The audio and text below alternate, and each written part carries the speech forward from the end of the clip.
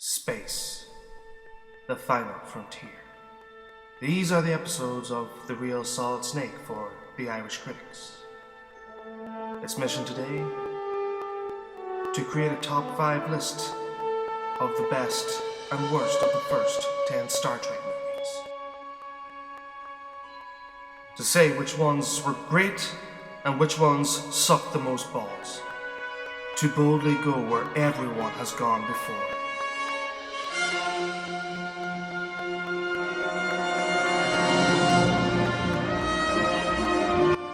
Hi everyone, I'm The Real Solid Snake and welcome to another episode of the Irish Critics.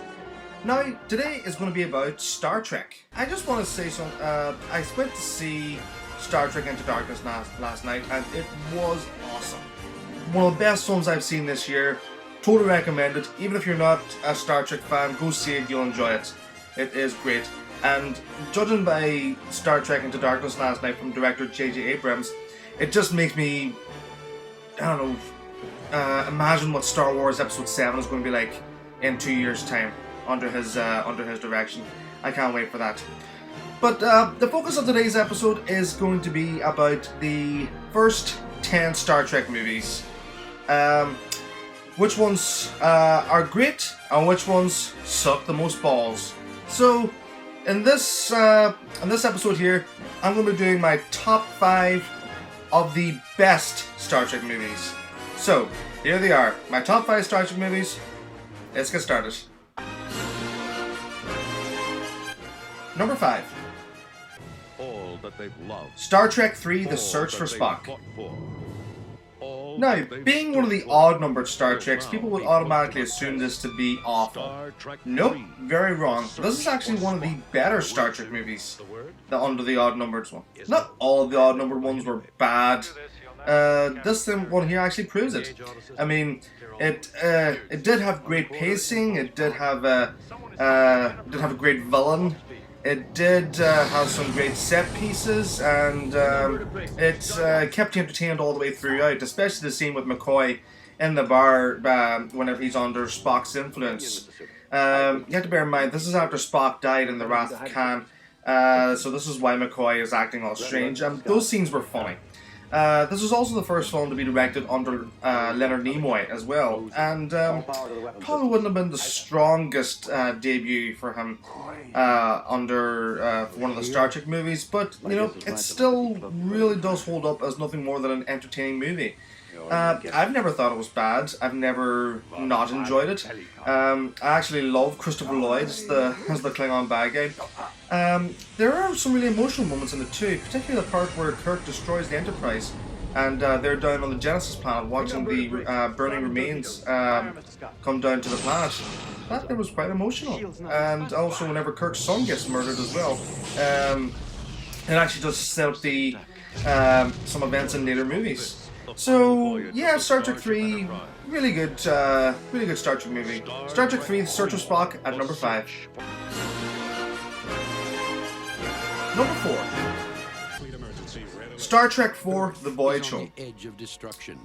Now, I have to admit, the story about the Star Trek crew going back in time, trying to find 2 humpback whales, you'd probably switch off right then and there after reading that and probably dismiss it as, oh yeah, okay, that there's going to suck. No way. No. This movie is one of the best Star Trek movies out there. It has some witty dialogue, it has some great moments, all in all, I just don't think it takes itself as seriously as other movies, and that is actually a good thing. It just made it more fun to watch. Like, this is also from director Leonard Nimoy as well, and this is just after he's been resurrected as Spock. I felt the movie's lighthearted approach really helped matters. Like, you had to just take into account that this was the 4th picture from the Star Trek movies. So normally around that time, people would probably be starting to feel fatigued, but this really continued the tone, like, of just being fun. And obviously, you've got to have scenes where the Star Trek crew, who are obviously used to futuristic technology, can't can't grasp some things of the technology of late 20th century. So clearly things like that are always going to be funny. It was just what was needed to make Star Trek fun for a wider audience, if you ask me. So Star Trek Voyage Home, it's definitely among the top Star Trek films. So there you go, Star Trek Voyage Home at number 4. Number 3, Star Trek First Contact. When I say this now, I'm going to say, right, that I have not seen pretty much any episode of The Next Generation. But I do know the story of whenever Captain Picard is captured by the Borg and transformed into Locutus. This makes for one of the best stories that Star Trek has done, and definitely the best of the Next Generation crew. It blended in spectacular sci-fi action, it blended in great humor, and it blended in a great storyline all into one. It showed a different side to Captain Picard. One of the best scenes I remember that was actually my favourite, like that actually showed, well, there's actually 2 scenes actually, was whenever he was on the holodeck and he grabbed the Tommy gun out to shoot the Borg. You could see it in his eyes of how he was definitely enjoying murdering the Borg, and also the scene where him and Lily are in his quarters. She tries to convince him to blow up the ship, and the speech he gives sends chills down your spine, to be honest with you, because like it's so powerful. He's there trying to tell you that this is not about revenge, but when you know that it is, it's just mesmerizing. Plus, I love the villain in it as well, the Borg Queen. She's just got this icy cold figure around her, like, and she's creepy, but that's a good thing. Like when you want a villain, you want the villain to genuinely be threatening and terrifying. It was just a great movie overall, and definitely among my top favorites from the Star Trek. It actually was my favorite for a while, but bear in mind I actually hadn't seen every Star Trek movie at that point. So once I did, I had to bring it down. But it's still a great watch. So, Star Trek First Contact, number 3. Number 2. Star Trek VI, The Undiscovered Country. Now, Star Trek VI, released in 1991, and at this time, this was actually the follow-up to one of the worst motion pictures ever. And it didn't really have any boots to fill, this one. Like, I don't think there was any way it could have been worse than the movie we got beforehand. But what actually we got, was just out of this world. It would have had a very, very good shot at being number 1, except for the bad guys just weren't as strong, if you ask me. Other than that, the storyline was actually great. Kirk and McCoy are accused of the murder of a Klingon ambassador while they're trying to sign a peace treaty between the Federation and the Klingons. And you discover that factions on both camps are setting them up because they don't want peace. And Kirk and McCoy are caught in the middle. The reason why I love this is because back then, it was going to be the original cast and crew's final send-off, and they did it in great style. It also had great humor. All the characters kicked ass the last time. Kirk, Spock, McCoy, Scotty even. Yeah, there was one great scene with Scotty where he kicked ass.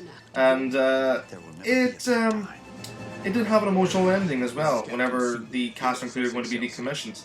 The one thing that I will always remember about the Undiscovered Country is the scene, the character of General Chang, played by Christopher Plummer, was where he was attacking the Enterprise and Captain Sulu's ship. Whenever Kirk is actually able to attack him, it ends with this moment. Fire!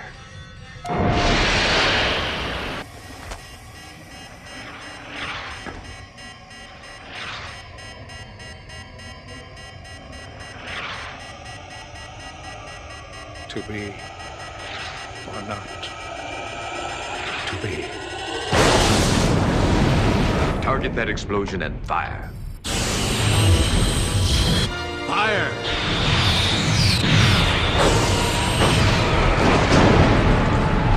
Now that is fucking awesome. All I can say is that Star Trek Undiscovered Country would have been better if it just, the bad guys were just a bit better. But other than that, it had to take its spot as the number 2 best Star Trek movie of all time. So, Star Trek 6, The Undiscovered Country at number 2. And the number 1 Star Trek movie of all time is Star Trek II, The Wrath of Khan. Okay, this one is obviously a no-brainer. I'm pretty sure everyone knew that this was probably going to be my number 1.